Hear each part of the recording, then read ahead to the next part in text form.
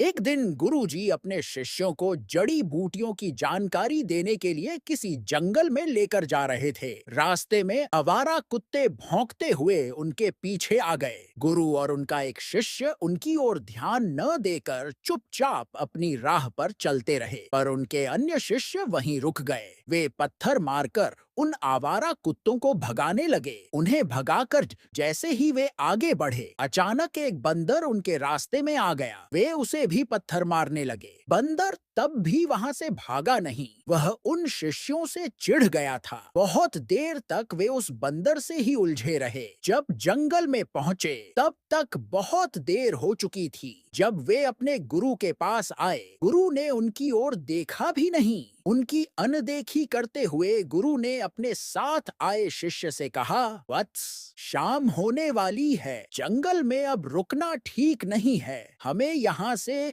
अब शीघ्र जाना होगा। यह सुनकर अन्य शिष्य हैरान रह गए। जड़ी बूटियों के बारे में तो गुरुजी ने कुछ बताया ही नहीं था। उन शिष्यों ने विनम्र भाव से गुरु से कहा, गुरुजी, आप तो हमें जंगल में जड़ी बूटियों की जानकारी देने के लिए लाए थे, पर आप तो बिना जानकारी दिए जाने की बात कह रहे हैं। गुरु ने कठोरता से कहा, बच्चों, तुम सही कह रहे हो, पर तुम अभी इस योग्य नहीं हो। गुरु की बात को वे समझ नहीं सके। शिष्यों ने पुनः याचना भरे स्वर में कहा, गुरुजी, आप हमसे नाराज क्यों हैं?